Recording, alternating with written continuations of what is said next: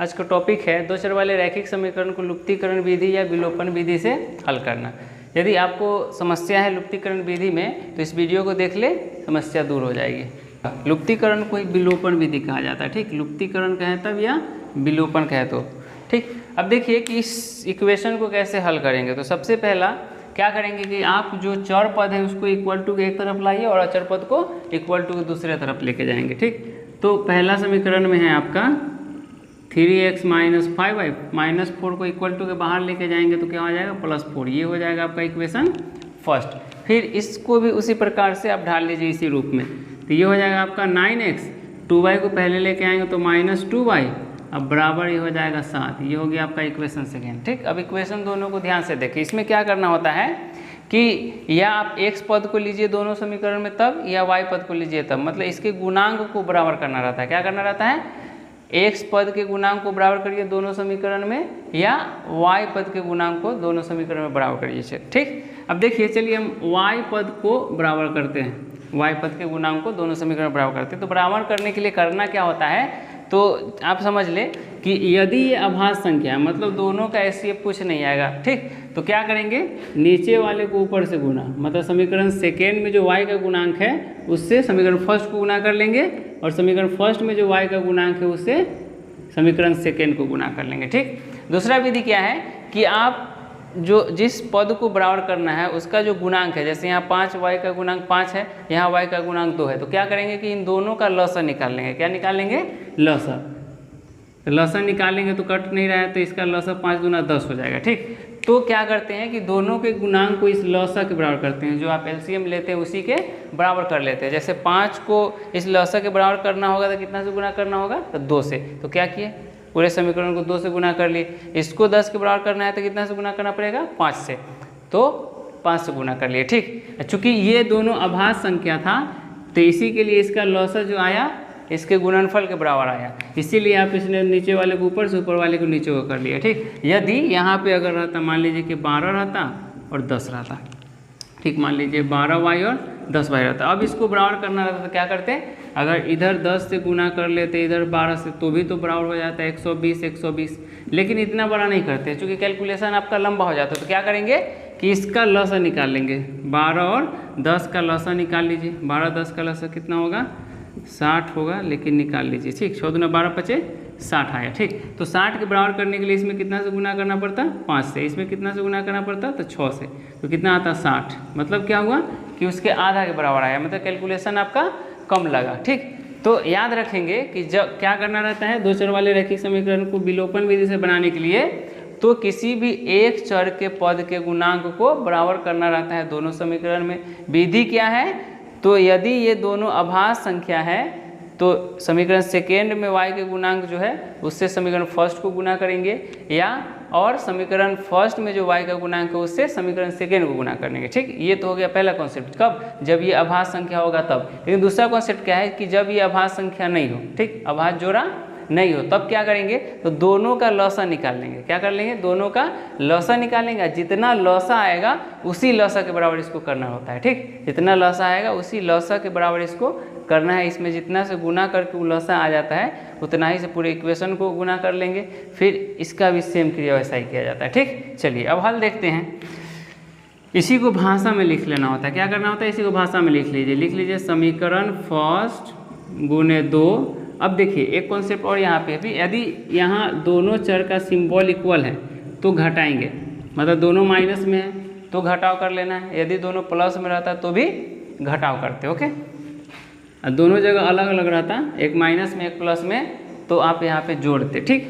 अब चूंकि दोनों माइनस में है तो घटा लेंगे, घटाओ सेकेंड गुने 5 करने पर। चलिए भाषा में लिख लिया, यही क्रिया आप कर लीजिए इक्वेशन के साथ। चलिए 2 को 3 से गुना करेंगे तो 2 तिहाई 6x, फिर इसी 2 को 5 से करेंगे तो 2 पचे 10y, फिर इसी 2 को 4 से करेंगे तो 2 चौका 8। फिर इक्वेशन सेकेंड के साथ वही क्रिया करिए, तो 5 नामा 45x, घटाओ 5 दूना 10y, फिर 5 सते 35, ठीक। एक लाइन खींच लेना है, चूँकि घटा रहे हैं तो क्या करना है, घटाते हैं तो सबका चिन्ह बदल जाता है, मतलब माइनस वाला प्लस हो जाता है, प्लस वाला माइनस हो जाता है। अब देखिए अब यहाँ पे शब्द जो था विलोपन या लुप्तीकरण, इसका यूज अभी हो रहा है, ठीक। इसमें से क्या होगा, y वाला पद जो होगा वो विलुप्त हो जाएगा। इसी को विलोपन कहते हैं या लुप्तीकरण कहते हैं। मतलब इसको खत्म कर लिए, कट गया, बचा क्या आपके पास, तो 6x और -45x। इसको घटाएंगे तो हो जाएगा -39x बराबर, इसको घटाएंगे तो हो जाएगा -27। ठीक, ये माइनस माइनस कट जाएगा, मतलब x बराबर आ गया 27/39। इसको काट लेंगे 3 से, तो ये कट जाएगा 3 नंबर 27, ये 3 से कट जाएगा 13 तिया 39। इसलिए आपका x का वैल्यू कितना चला आया, लिख लेंगे x बराबर 9/13। ये x का वैल्यू निकल गया। ठीक, अब क्या करें कि समीकरण फर्स्ट या सेकेंड में इसी x के मान को रखेंगे तो आपका y का मान निकल जाएगा। ठीक, लिख लेंगे समीकरण फर्स्ट में x का मान रखने पर, ओके, समीकरण फर्स्ट में x का मान रखने पे रख लीजिए। समीकरण फर्स्ट आपका कितना है, तो 3x - 5y बराबर 4 है। x के जगह पे x का वैल्यू रख लीजिए 9/13, माइनस हो जाएगा 5y बराबर 4, यहाँ हो जाएगा 9 तिया 27/13 माइनस 5y बराबर 4। अब यहाँ पे क्या है, भिन्न का जोड़ है, भिन्न का घटाव है, तो लसा ले लीजिए। ठीक, इसका लसा कितना हो जाएगा, 13 हो जाएगा।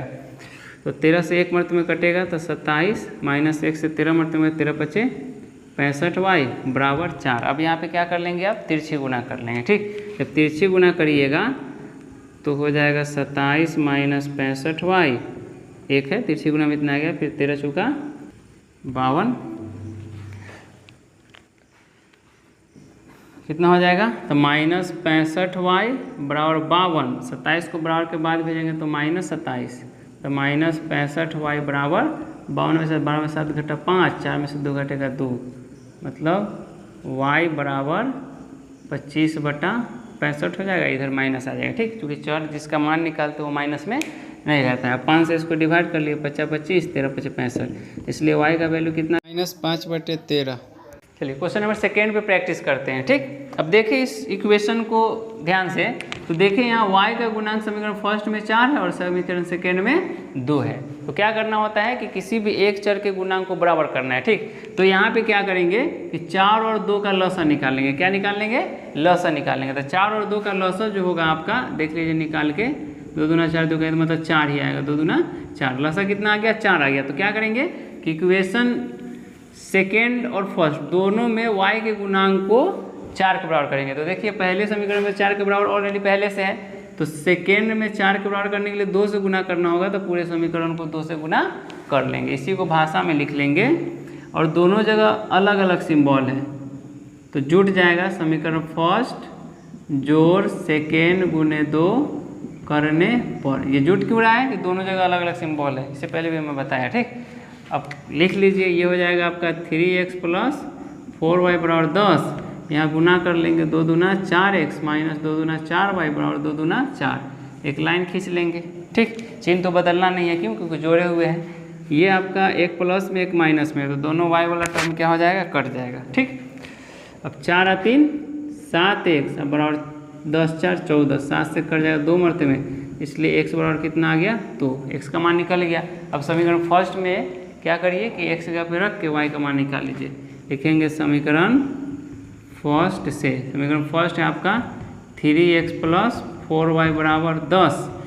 लिख लेंगे 3 गुने x की जगह पे 2 और प्लस 4y बराबर 10, 3 दूना 6 प्लस 4y बराबर 10, मतलब 4y बराबर 10। 6 को बराबर के बाद भेजेंगे तो माइनस में चला जाएगा। 4y बराबर 10 में 4 4, 4 से 1 मरते में कट जाएगा, इसलिए y बराबर कितना आ गया, 1, मतलब x का वैल्यू 2 और y का वैल्यू 1 आ गया। ठीक, नंबर 3 पर प्रैक्टिस करते हैं। ठीक, क्वेश्चन नंबर 3 में देखिए, दोनों समीकरण में y का गुणांक को देखिए।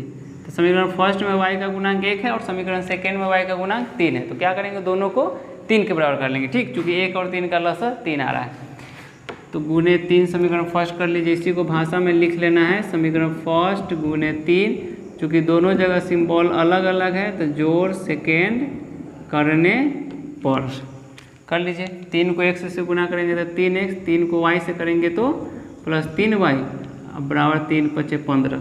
समीकरण सेकेंड को लिख लीजिए जैसा वैसा ही, लाइन खींचेंगे। अब देखिए कि ये बीच वाला टर्म आपका y वाला टर्म कट गया। ठीक, अब ये क्या हो जाएगा, 3x और 2x 5x बराबर 15 4 19, इसलिए x बराबर हो जाएगा आपका 19/5। x का मान निकल गया, y का मान निकालना है तो इसी x के मान को समीकरण फर्स्ट या सेकेंड में डालेंगे तो y का मान निकल जाएगा। तो रख लीजिए समीकरण फर्स्ट में x का मान रखने पर समीकरण फर्स्ट आपका है x + y = 5। x की जगह पे रख लीजिए 19/5 प्लस y = 5। यहाँ पे 5 आपका एलसीएम हो जाएगा क्योंकि भिन्न का जोड़ है। 5 से 5 एक मरते में तो 19 से 19, यहाँ 1/5 तो हो जाएगा 5y = 5। तिरछी गुना कर लेंगे तो ये 10 का 10 लिखाएगा 25 हो जाएगा, मतलब 5y = 25। 19 को बराबर के बाद भेजेंगे तो -19, मतलब 5y = 25 में 19 घटा 6, इसलिए y बराबर हो जाएगा आपका 6/5। ये हो गया y का मान, ये हो गया आंसर। ओके, क्वेश्चन नंबर 4 देखें। मैंने 3 क्वेश्चन का प्रैक्टिस करा दिया। अब क्वेश्चन नंबर 4 आप खुद से दिमाग में इसको फाइंड करेंगे कि क्या करना होगा। चलिए मैं बता रहा हूँ कि यहाँ y का गुणांक 6 है और यहाँ y का गुणांक 3 है, दोनों को इक्वल करना है। तो क्या करेंगे, 6 और 3 का लसा ले लेंगे। तो 6 और 3 का लसा कितना होगा, तो 3 दूना 6 होगा। ठीक, मतलब दोनों को क्या करना है, 6 के बराबर करना है। ठीक, आप भी इसको पहले सोच लेंगे ठीक करना क्या है। अब देखिए 6 के बराबर करना है तो यहाँ 3 में कितना से गुना करना पड़ेगा, तो 2 से। 6 तो ऑलरेडी ये 6 है ही। अब क्या करेंगे, इसी को भाषा में लिख लेना है।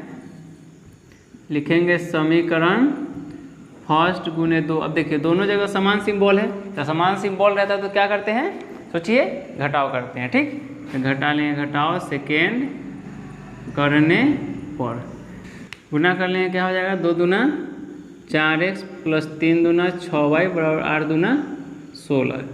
और सेकेंड समीकरण को सेम लिख लेंगे। ठीक, क्या करना है, चिन्ह बदल लेना है क्योंकि घटाव कर रहे हैं। तो आपको क्या मिला कि पहला 4x प्लस में, ये भी 4x माइनस में है, तो ये दोनों भी कट जाएगा और ये दोनों भी कट जाएगा। मतलब x वाला टर्म भी कट गया और y वाला टर्म भी कट गया। मतलब क्या कि इसका कोई हल नहीं होगा। ठीक, कोई एक पद कटता तो इसका हल निकल जाता, लेकिन दोनों कट गया। जिस चर का मान निकालना है वही खत्म हो गया, मतलब इसका कोई हल नहीं है। ओके, लिख लेंगे इस समीकरण के कोई हल नहीं है। इसको जांचने का एक और तरीका है। ठीक, सबसे पहले क्या करते हैं कि इक्वेशन को व्यापक रूप में लिखा जाता है। किस रूप में लिखेंगे, व्यापक रूप में। ठीक, 2 चर वाले रैखिक समीकरण का जो व्यापक रूप होता है a1x plus b1y plus c1 बराबर 0। Equation first a2x plus b2y plus c2 बराबर 0, इस रूप में लिखते हैं पहले समीकरण को, तो वहाँ से भी पता चल जाता है कि इसका हल है कि नहीं। ठीक, देख लीजिए कैसे होगा। इसको लिखेंगे उस रूप में तो क्या हो जाएगा, 2x प्लस 3y, 8 को बराबर के पहले लाएंगे तो -8 बराबर 0 समीकरण फर्स्ट। इसको भी इस रूप में लिखेंगे तो हो जाएगा 4x प्लस 6y, घटाव साथ पहले लाएंगे तो बराबर 0 समीकरण सेकेंड। अब क्या करते हैं, a1/a2 b1/b2 और c1/c2 निकाल लेते हैं। अब देखिए a1/a2 निकालेंगे तो a1 कहने का मतलब समीकरण फर्स्ट में x का गुना, a2 कहने का मतलब समीकरण सेकेंड में x का गुना। ठीक, तो ये हो जाएगा 2/4, काट लेंगे तो कितना गया 1/2। फिर इसका भी निकाल लेंगे b1/b2। b1 क्या हो जाएगा, तो समीकरण फर्स्ट में y का गुणांक 3 और b2 समीकरण सेकेंड में y का गुणांक, तो 3/6 काटेंगे तो क्या आ जाएगा 1/2। ठीक, फिर निकालेंगे c1/c2।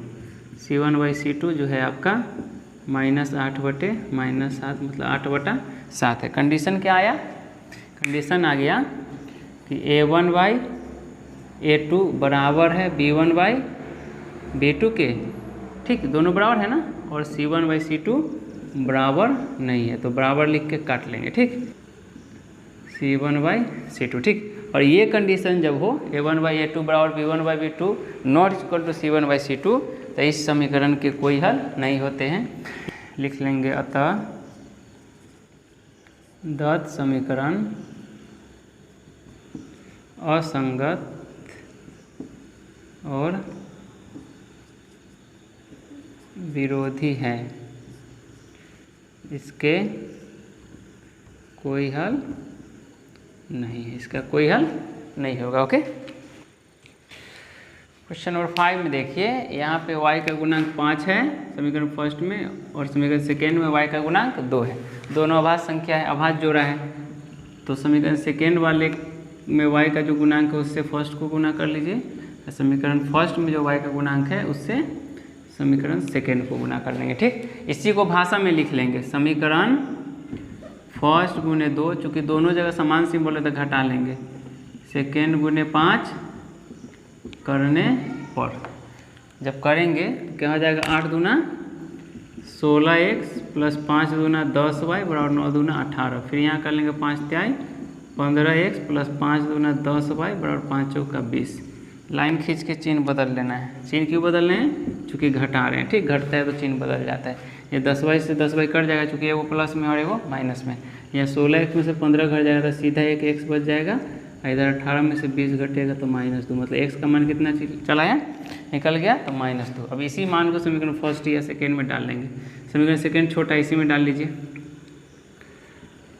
समीकरण सेकेंड में x का मान रखने पर रख लीजिए। समीकरण सेकेंड है 3x प्लस 2y बराबर 4, मतलब 3 इंटू -2 और प्लस 2y बराबर 4, ये हो जाएगा 3 दूना -6, मतलब -6 हो जाएगा। बराबर के बाद भेजेंगे तो +6, मतलब 2y बराबर 6 4 10, कट जाएगा 5 मरते में, y का मान कितना चलाएगा, तो y का मान 5 आ गया। ठीक, क्वेश्चन नंबर 6 है। 6 में देखेंगे, इसमें भी y टर्म को इक्वल करेंगे, क्योंकि वही करते आ रहे हैं। तो देखिए, समीकरण सेकेंड में का 5 है उसको फर्स्ट से गुना कर लीजिए, और समीकरण फर्स्ट में जो 3 है उससे सेकेंड का। क्यों, क्योंकि दोनों अभाज्य संख्या है, तो नीचे वाले को ऊपर से, ऊपर वाले को नीचे से। ठीक, लिख लेंगे इसी को भाषा में, समीकरण फर्स्ट गुने 5 और घटाओ सेकेंड गुने 3 करने पर, हो जाएगा 5 दूना 10x, 5 तिहाई 15y, इसको कर लिए 5 छक 30 के 0 5 से 3 5 का 20 3 23 230 हो जाएगा। फिर 3 तिहाई 9x प्लस 3 पचे 15y, 3 चौका 12 का 2 हाथ से ले 3 7 21 है 22 222 हो जाएगा। ठीक, लाइन खींचेंगे, चिन्ह बदल जाएगा। ठीक, चूँकि घटा रहे हैं, तो ये कट गया आपका, 10 में से 9 घट जाएगा तो सीधा x, इधर 230 में से 222 घटा तो 8, मतलब x का वैल्यू कितना चला आया, तो 8। अब इसी x के मान को समीकरण फर्स्ट में डाल दीजिए। समीकरण फर्स्ट में x का मान रखने पर, समीकरण फर्स्ट है क्या, 2x प्लस 3y बराबर 46, तो 2 इंटू एक्स के 8 रखेंगे प्लस 3y बराबर 46 हो जाएगा, 2 चौका 8, मतलब 3y बराबर 46, 8 दूना -16 घट जाएगा कि इधर, मतलब 3y बराबर 46 में 16 घटा 30, कट जाएगा कितना से 10 मरते में, इसलिए y का वैल्यू कितना चला आया, 10 आ गया। ओके, यदि आपको विलोपन विधि क्लियर हो गया हो तो इस चैनल को सब्सक्राइब करें और वीडियो को लाइक और शेयर जरूर करें। ओके, धन्यवाद।